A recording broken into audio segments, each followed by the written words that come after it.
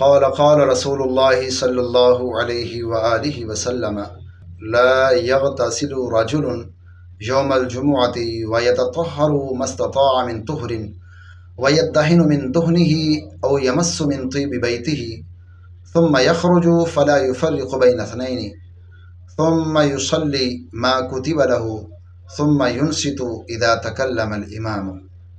إلا غفر له ما بينه وبين الجمعة الأخرى۔ حضرت سلمان فارسی رضی اللہ تعالیٰ عنہ سے مروی ہے کہ رسول اللہ صلی اللہ علیہ وآلہ وسلم نے ارشاد فرمایا، جو مسلمان جمعہ کے دن مسنون طریقے سے غسل کرے اور جس قدر ممکن ہو پاکیزگی اختیار کرے، اپنی خوشبو لگائے یا گھر کی خوشبو سے لگائے، پھر مسجد میں چلا جائے اور لوگوں کے درمیان گھس کے نہ بیٹھے بلکہ پیچھے ہو کر بیٹھ جائے، پھر جو نصیب میں ہو وہ نماز ادا کرے، یعنی نفل نماز اور فرض نماز، پھر جب امام خطبہ دے تو خاموش رہے، تو اس کی برکت سے اس جمعہ سے لے کر